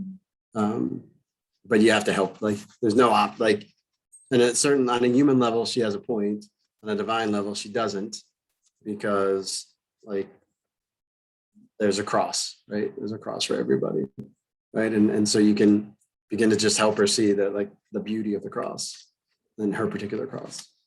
It's just, it take a lot of like coaxing and understanding and supporting, and because the world's going to tell her something totally different. Declaration of nullity. Annulment is not a thing. It's technically called a declaration of nullity. Because annulment makes it sound like the church is giving something, where the church is just acknowledging that a valid marriage did not actually occur. And thus, when you annulments, like, people get this idea that it's just a Catholic end around for divorce, where a declaration of nullity is to say, no, actually there was never a marriage there, because there was some impediment at the time of the marriage. Like, it can't be after the fact, right? It can't be, well, she had no idea what a jerky was. Like, that's not valid, right? It's, could he and she, were they both capable of giving valid consent? They have any impediments at the time, and that's it. That's all we get. Yes. Now, there are things that are like, I didn't know he was a serial killer. Like, is that sufficient? Yeah, I mean, something like that would be like a serious, like, moral defect like that could be grounds. It's not definitive, right? The other part too is that in the church's judgment is not infallible. Right. And so the church always errs on the side that it was or ought to always err on the side that's a valid marriage, because they could put a person in a situation of sin. Right. So that the burden of proof is on the fact that there was some impediment at the time that vows were exchanged. But I think, Rob, right, it's not simple for someone who has this declaration to act on it, even if they like were actually married, like if the declaration was wrong, right? I guess it would only be sinful if they like 100% knew that something in the declaration was wrong and they really were married or something like that. Yeah, so this is where, like, the level of, like, objective versus subjective, right? Subjective guilt, objective wrong. Like, if they were validly married, God knows that. If the person acted on that based on, like, the church giving them a declaration of nullity, their subjective guilt would be rather minimal, I would suspect. I can't say that for sure, but yes, their guilt would greatly be diminished if the church was wrong. What were you going to say, Keith? Terms of, sort of thing, is that given? Is that just like the church will investigate and then give So there are, you guys know my disdain for canon law. There are, I think, 9 or 10 different like impediments, and it essentially has to be under one of those umbrellas in some way. It doesn't have to be direct, but, like, obvious ones, like, well, I didn't know he was married to somebody else, or he was divorced and he never told me, or I had no idea that, on Saturday morning she, like, was really forgetful all the time, and like, so she couldn't actually give consent on that day, whatever. Like, there's all kinds of, like, things that included in that. Or I didn't know her dad was pressuring her to marry me, whatever. All right, seeing children as a gift. This goes to why humans don't reproduce but procreate. Right? Procreation means with the help of God, right? Because God is always present whenever a child is conceived, because he infuses the rational soul into it. A child is not something owed to one, but is a gift. Like, if you wanted to just preach one message to our world, it is this: that a child is not something owed to one, but is a gift. The supreme gift of marriage is a human person. A child may not be considered a piece of property, an idea to which an alleged right to a child would lead. In this area, only the child possesses genuine rights: the right to be the fruit of the specific act of the conjugal love of his parents, and the right to be respected as a person from the moment of his conception. Those two principles, we'll see, will end up pretty much everything that the church teaches about IVF, surrogacy, all of that, all falls under those two principles. So we'll look at those in a second. I don't think if we need to talk about anything else on that slide. So a child may not, there is no right to a child, which is really important for us to, again, preach, because that is most certainly the way people feel. They are just one more thing, like the boat or the car or the vacation home. Yes, Ryan. So I know there's also some conversation, but for women who are single and want children and adopt a child, where does that fit? It's not like, because I know like adoption is different because the child's already been born, so they need like a scared like a home. But like for the woman who is not married, that's no desire to get married. It's I want to be a mom. What is that? Yeah, that would fall under the level of tolerated, but it's still disordered and defective in a way, right? Because a child does have a right to a mother and a father. In a society where there were no couples to adopt the child would be better off with just a mom. I think the never wants to get married thing might, like if I were working in that particular case, that would be an impediment. It ought to be. Not married wouldn't be the impediment, but certainly never want to get married because the child does have a right to both a mom and a dad. Yes. I was gonna say, because we I forget the number, but it's something like, it's I think it's in like the pro-abortion side, at least there's like a large number of like married couples that want like babies. And it's kind of, I don't know why, I don't know where it came from, but it's a common misconception in our day and age. It's like, oh, there's all these unwanted babies, and it is, you know. Yeah, I've seen numbers that in which those numbers and the number of abortion are almost equal. Like, I don't know if that's true, if that's just an accident. But like the number of parents looking to adopt and the number of abortions every year is really close. Really close. I guess I say that in relation to I guess it was kind of similar to take just like the recent Hebrew dad his partner. The same idea of like child has a right to both the mother and the father. Yes. So that's particularly natural to have children. So the rights of those children having a mother be their natural and full. Yeah, we have a blind spot for rights of children, right? Because the argument against gay marriage is precisely from that direction, the rights of the child, right? The child has a right to be brought up by mother and father. The other right is to be the fruit of the specific act of the conjugal love of his parents, and the right to be respected as a person from the moment of his conception. Hopefully the second one is obvious. What about the first one? Well, so why is that true though? Why is it true that a child has a right to be the fruit of the specific act of the conjugal love of his parents? I mean, I think it would just be, I don't know, terrible to think to know that you were created like, and they didn't really want you, or like, you know, they didn't, the parents, or you were like created in a dish, you know. I mean, it's just weird. Like God creates you out of love, so the parents should also create you in love as they participate in that creation. Yes, I know someone who was told very early on, probably from like 8 or 10 on, that she was an accident. Her dad would constantly tell her she was an accident. And she walked through life thinking, I'm just an accident here, right? Then he didn't necessarily mean it in a bad way. He just meant like, you know, birth control failed. We weren't planning for you. You were an accident. And she walked around with that description of herself forever. Yes.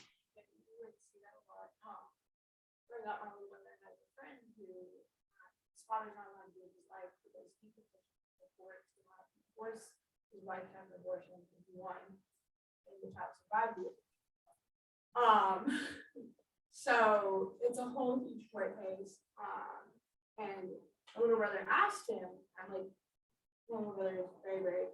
He goes, how does that make you feel? And he asked him that because he's like, you know, like, how does that make you feel? He's like, it makes me feel like I should have never existed.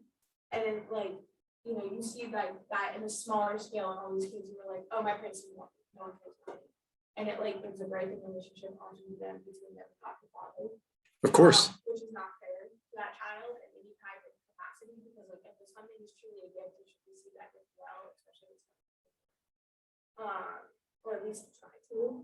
But like yeah, like it breaks, like it hurts the human soul. Like you want to be seen and loved, and whenever you don't treat that child as a fruit and a gift, you're not seeing, knowing them or loving them. Yep. And like that is like what we as humans need when we pray. Yeah. Like, parents are supposed to be. We need to know we came from love, right? Because we were made from love for love. Yes. Yeah. Go ahead. I'm sorry, You Meg. can't give them, you can't treat them as a fruit, because you're not. Right away. The opposite end of the spectrum. If you, like, if you figure out, find out, if there are women who just like want to, it's almost like this checklist or it's no longer like the child wasn't conceived because it was a gift received. The child was a gift received. It was, and you as a gift received. It was, I wanted the thing, so I'm gonna try that thing, which is damaging in lots of different ways. And like I wasn't wanted, it was I wanted, but like I wasn't wanted, a person, like just that way.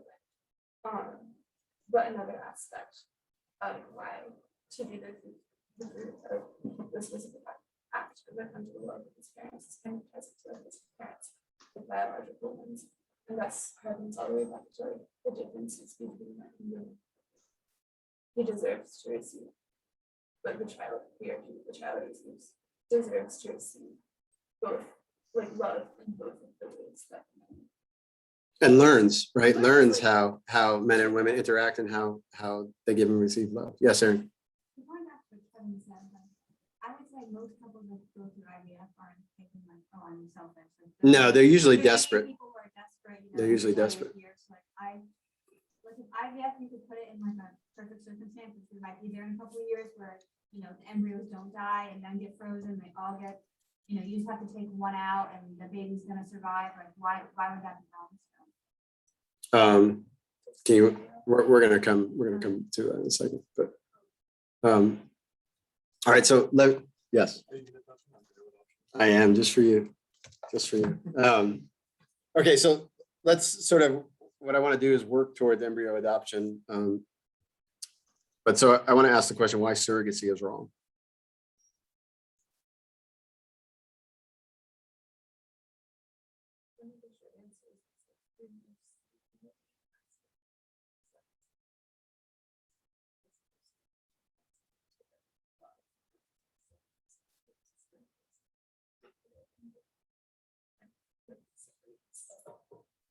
Okay, so it separates the two meanings, but so the church says it's actually against the unitive meaning. What?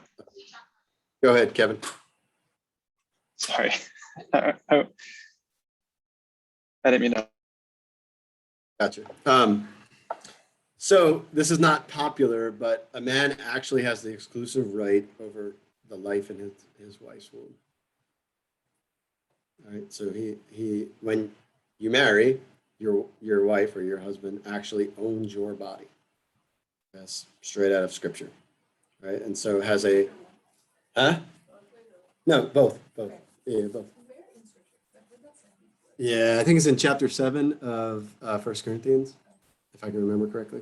I've heard it before. Yeah, so when a couple is married, one of the things that they pledge to each other is exclusive rights over their procreative powers.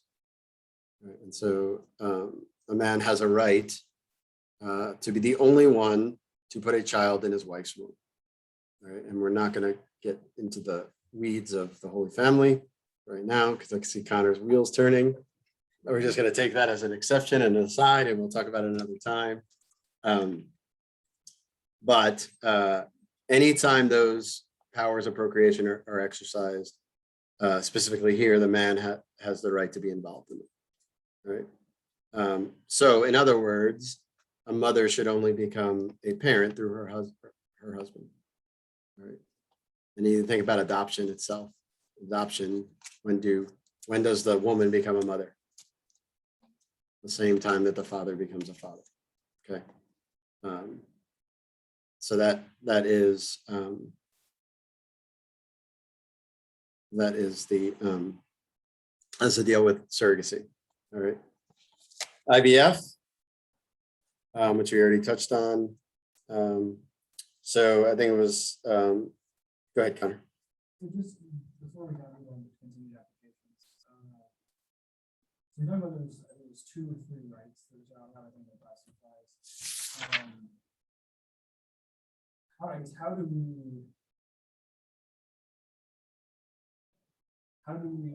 are those determined, or what are the corresponding duties that we're like referring them from? And because I mean, a lot of these things, like take surrogacy, for example, you can see it's obvious in the cases in which it's like, again, like take, I mean, even something as like maybe well intended as like a single mother or something. You can see, okay, well, like you are, yes, I understand that you want a child, and maybe you really do want to give a loving home, and you know, for whatever reason, not necessarily plenty of malice in her part, but that child still has a right to a father. Like that child is going to grow up without a father if they are not, if they don't have a family that is. And this is obviously the natural way in which guidance can naturally occur, is that you have to have a man and a woman who are married to be able to have a child. And so it's obvious in those cases why like social problems arise and why it can be sinful like disorder to do that. I guess kind of like Aaron said, which I think you might say, like, it's harder in the cases where it's like a surrogacy maybe a little bit, you see maybe a little bit more, but like it's harder in the cases where it is married man and woman, loving home, you know, what really want a child just can't. And again, obviously, like I said, they don't have a right to it, but I think it's harder to argue. No, I mean, definitely because of the compassion side of it, right? Like infertility, I mean, that's a cross, and that's not an easy cross for people to bear at all. But what we have to sort of understand is that the solution to it is not to go seize the child, because the problem is that, and I've known people who have conceived children out of IVF, they were the most helicoptery parents, because in the back of their mind, their child was always something that was really expensive to create, and they went through a lot of work to make, went through a lot of hard decisions, and really probably can't go buy another one because they could never afford it. These were like good-willed people. It sets up, and it's almost impossible for them to not see the child as a product, right? And treat it as such. They will never, you see this also like with people who struggle with fertility too, and they only have one child. They're usually like really, really protective of that child, because they're like, oh, we can't have any other children. Which again is a cross and not something to be just poo-pooed away, but it's still, it's an unjust relationship, right? That is not the relationship between parent and child, right? What were you gonna say, Aaron? So I guess, is it wrong because it's just not natural, or is it wrong because children are a gift, and if God doesn't give you the gift, you should just kind of accept it and accept yourself? Yeah, well, it's both, right? Everything I'm is just like, kind of confused, like why it's fundamentally wrong. yeah, it's fundamentally wrong because of the way it treats the child, right? The child is not think about again, procreation, right? It's not a product of conception. It's not a product, like a child is not created in a laboratory.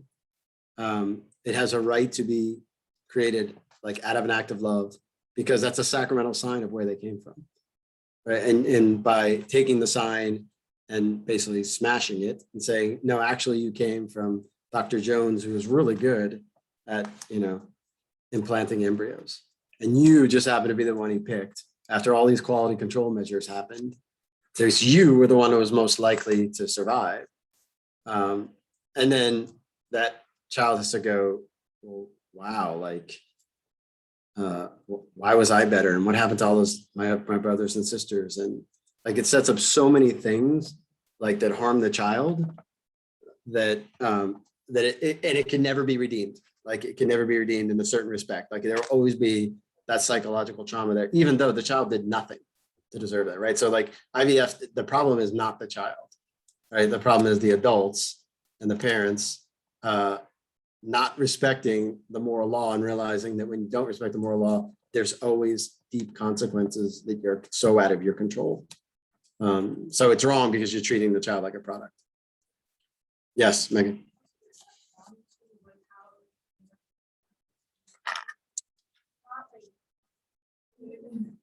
way that like you create the embryo is like a woman goes through a period of time where she's injecting, I was just discussing with her.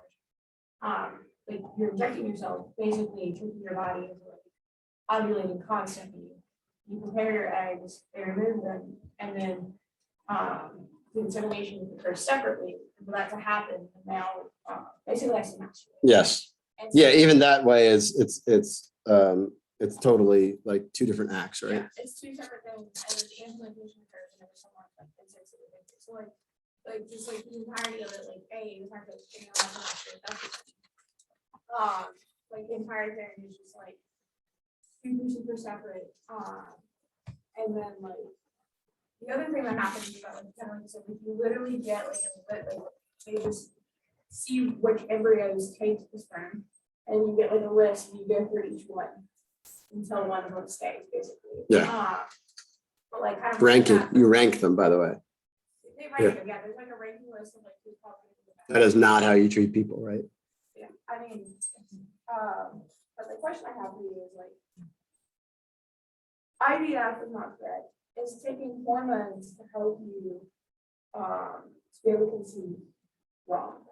How is the child conceived? As long as the child is conceived. Through the conjugal act, no matter what the couple does to enhance that act, So like even if it's just like, okay, so like that's fine. it has to be an unbroken conjugal act. All right. All right, so, Rob, yeah, so go ahead. I had a question. So like how do you like respond to people when they casually bring up that they're like trying for a child in that way? It's because I've had it happen at work before, and it's kind of, I Yeah, it's don't know, they don't awkward. exactly, yeah. And sometimes it's not exactly stated directly, but it's kind of like, oh, trying expensive, and I don't know, and it's kind of like implied that. Yeah, I think I would just like ask if they understand the process, like what's gonna happen. And then just have, like, are you comfortable with that? That like, there's gonna be children that you have that, they'll never come, like, never actually be born. Are you okay with that? If they say yes, then there's not a whole lot you can say to them, right? But most of the time, people just don't think about it, right? They have their eyes. They're like, oh, it's technologically possible. It must be okay. So we'll just do it this way. So that's probably how I would approach it. Yeah, I've had coworkers talk to me about it too. It's very cavalier normally. And again, not in a necessary callous way. They just don't understand what they're actually saying. Yes, Connor. I just want to say clarity, it is not. It's not the technology, it's not that, oh, if we could just have better technology, it's not like if we could guarantee, if there's something inherent. Yeah, because it's outside of the act of the way God intended for a baby to be born or to be conceived is through the conjugal act. Anything child that's conceived outside of that is conceived in a illicit way. All right, so embryo adoption. So there's about 700,000 cryogenically preserved embryos in the United States. And some of those are set aside for what they call family building efforts. But there's anywhere from 60 to 80,000 that are unclaimed. And those will most likely end up being either scientific, given over for scientific testing, or destroyed. Okay, so the question is, what do we do about that? Right, and so some people have said, well, we can do this thing called embryo adoption, where a woman goes and rescues an embryo and has it implanted in her womb. And so the question is that a moral option? All right, so first, let's sort of break through the terminology. And embryo adoption, immediately by using that term, makes it sound okay. Let's use a more neutral term, right? Because it's not adoption, right? Because it's different, because the mother becomes a mother before the father becomes a father. Right, so that's not adoption, is when the two parents become parents at the same time. Okay. Yes. How does that distinction work? Because it's the progress. It's kind of like the biological, like you didn't help produce the child, you adopted him. Yeah, but so motherhood would mean the lending of your womb. Right? So she is having a child in the womb, that is definitely their mother, whether, again, it complicates it because it's like, well, the biological material is not hers, but literally, like, you know, if it's in the womb, she is the mother. Yeah. The biological exchange. Yes. Yeah. So she is, for all intents and purposes, at least she's more of a mother than the father's a father. Let's put it that way. All right. In the sense that she has had the child implanted in her womb, and of course there's things that cross the placenta, all of those things. She's Of like when a couple adopts a child that's outside of the womb. they become parents at the same exact time. They have to start acting versus like. No, it's just a reality. So like a parent, a mother and a father, when the child is conceived, they're mother and father. At the moment of conception, they're equally mother and father, regardless of the burden being on the mother more. She's not more of a mother because she's carrying the child. The question is with adoption, why do they become parents? Well, because legally, that's when they're acknowledged as parents, right? Like, it isn't like the mom adopts the child and then, you know, a week later the dad gets around to signing the paper and he's finally the father, right? They become parents at the same time. So that legal concept is kind of like a sacrament in a way of like it's legal and like human and assigned it, but it actually like makes up the reality. Yeah, I mean, the person is really like their father, right? Like Saint Joseph was really Jesus's father. Okay. And again, setting aside the unique circumstance there. All right, so let's use embryo rescue instead. All right, instead of embryo adoption, so we don't get caught up in the terminology and think, well, adoption is okay. Why wouldn't this be okay? All right, so why, other than compassion, why might this be right?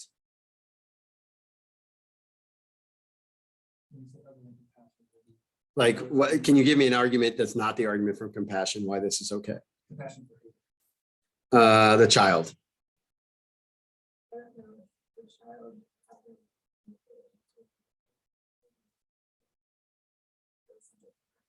child. It's certainly, like, I think it would definitely go to compassion because it actually then has the ability to be baptized, right? So that would be the ultimate act of compassion. No. Well, no, you can't baptize embryos. Yeah. You have to be born of a woman before you can be born of water and the spirit. Jesus is pretty clear about that.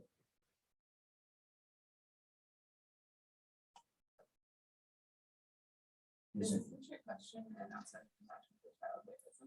I don't know. I'm asking. I think that's exactly what he's getting at. Yeah. I'm asking. Anything would go under compassion for the child. Yeah, I think it was like Not killing the child. No. Okay. Well, can you give me a moral argument why this is okay? Other than that one. Like your act is to save your life. Okay. The act Is the means okay though? So my argument for it is how it's different from surrogacy.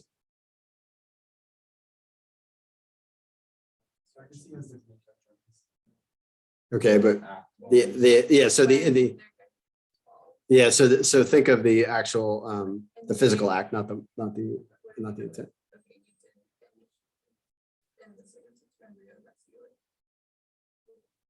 You're coming in, I don't think you're like you didn't help create the child in any way. You're just saying now that this child has been created. You're acting to end this rather than to like initiate, like to solve the problem that was created by the initiation. You're not acting as part of the initiation. Okay, so that does that. By the way, the church hasn't said one way or the other on this question, right? Leaning definitely towards no, but it's not a closed question. For that reason, that's the moral sort of hang up is they didn't initiate it. But the counter argument to that then is suppose there's a woman who does IVF and she has 3 extras and she's like, well, they're going to get destroyed. So she employs her 3 sisters to each carry 1. Would that be okay?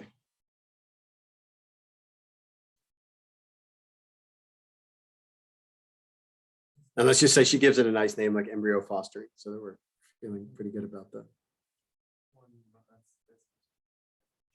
Yeah, it's the same thing, right? So even though the woman the sisters didn't initiate it, right? So the problem is it's nearly impossible to find the principal by a check and separate those two things, those two examples. Yes, It right. reminds me at least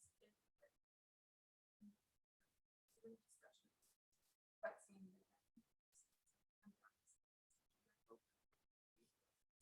being having to present a quote solution, then it kind of mitigates by one of the reasons. But if there's a solution to filter out and take care of all the embryos, like why not keep doing it? Yes, It provides. yes, it does provide an out, although that's not necessarily a reason not to take the out. Go ahead, Keegan. You look like this is mulling over in your head, which is good. So can you go over why surrogacy is wrong again? Yeah, so surrogacy is wrong because a man always has a right to his wife's womb. Just let's put it that way. So any child conceived in a wife's womb has to be from her husband. From her husband? Yes, it has to be her husband has to be the father. Okay, 'cause like. Sorry. When you say like right to her womb sort of thing, like it would seem like, I guess that would get really complicated really quickly, but like with his permission sort of thing, like when I think of right, but you're saying right is in like it can only be his, not something that he can. Yeah, it's not something you can give away. Yeah. Yes, Megan. Surrogacy is where someone else carries your child. Yes, I understand that. Well, you make it sound as if he's not father. Well, he may or may not be. It doesn't matter whether he's. No, What do you mean by he's not the father? So like think of my example again, like where a woman has her and her husband create a child and they ask their sister to carry it. The sister, like whether she's married or not, doesn't really matter. If the sister's not married, whose child is she carrying? Not. Yeah, but that's what we were saying, that actually in a certain way, like maternity depends upon who's carrying it. I don't think we can just say biology determines maternity.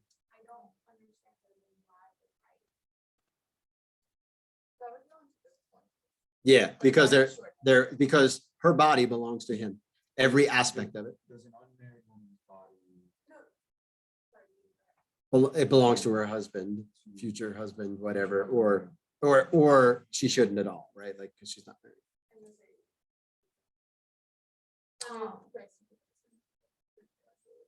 Go ahead, Megan. What were you going to say?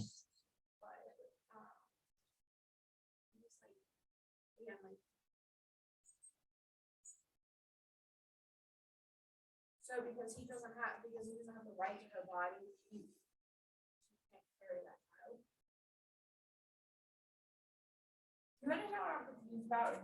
We're using a lot of he's and she's. Yeah. So let's go. The husband, because he has a right to his wife's body, no other person can have a child conceived in her womb.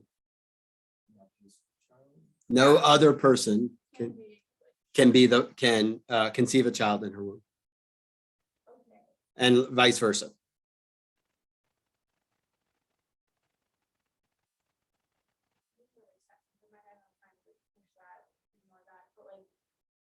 So even though she's not actively married,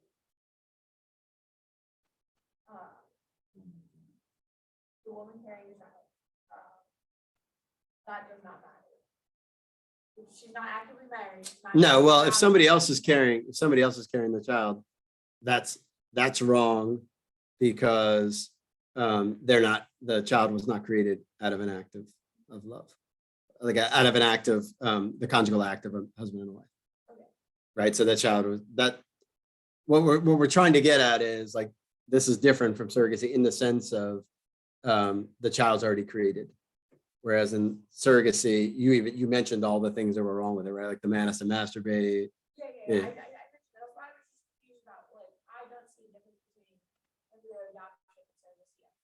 Well, that's what I'm saying. That's what you're saying. Yeah. I think we're arguing that it's different. No, Megan, we agree. We totally agree. The only difference is just that you are not, like, the person who's not caring, you are not caring the child was. Well, no, because like the many times you service, it can be someone random. Yeah, we pay them, but like, I guess like, you're not giving the child back is the only thing. No, it's not even, it has nothing to do with going back, right? Like, Would you say that, let's use the term embryo rescue is less grave than IVF because the person rescuing the embryo isn't involved in the embryo? yes, yeah, and the intention certainly mitigates some of the like subjective guilt of doing it, right? What is the right thing to do though with all of this?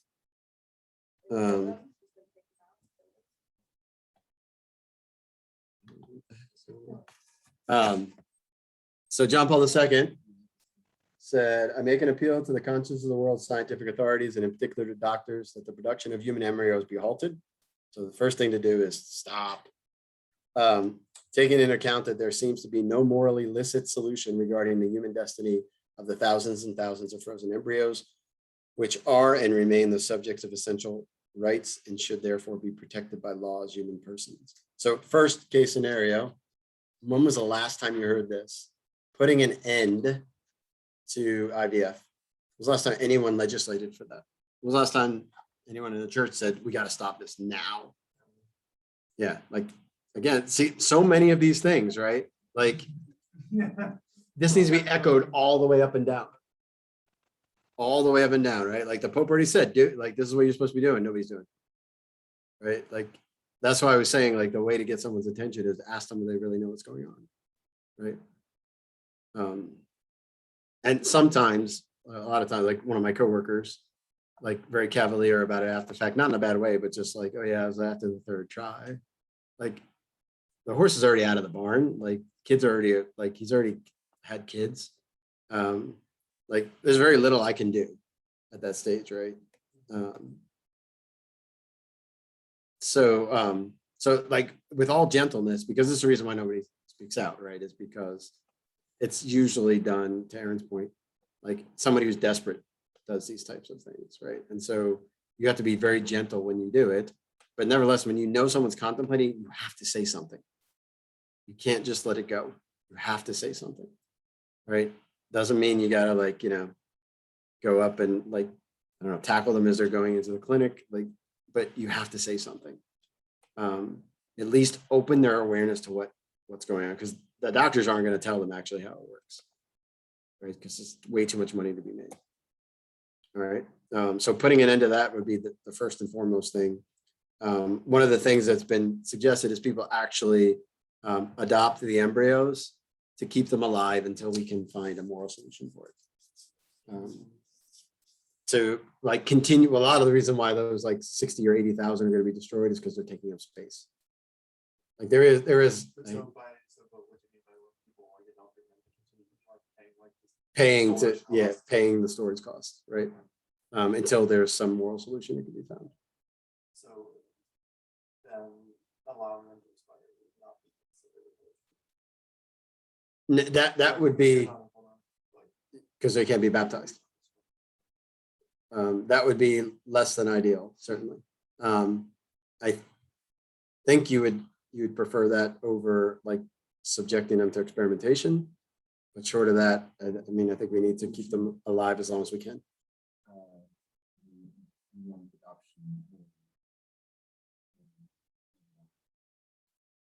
That's the question. Yeah, that's the Okay, question. I guess maybe counterpoint, but like humans aren't like made to live perpetually. Like you could also. Yeah, there is I mean, there is a shelf life anyway. I hate to use that term, but there is only a certain amount of time where they can be. Yeah, they can't be held like for years and years and years. What were you gonna say, Katie? If there was found a way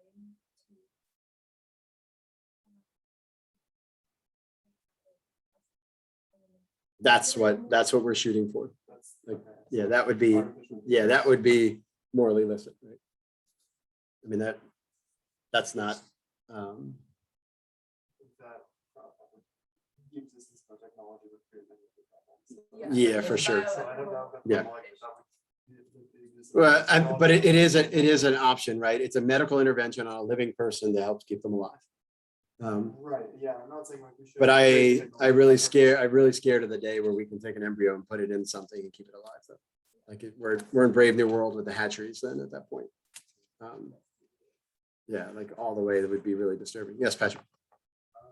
So you said child who wants to die.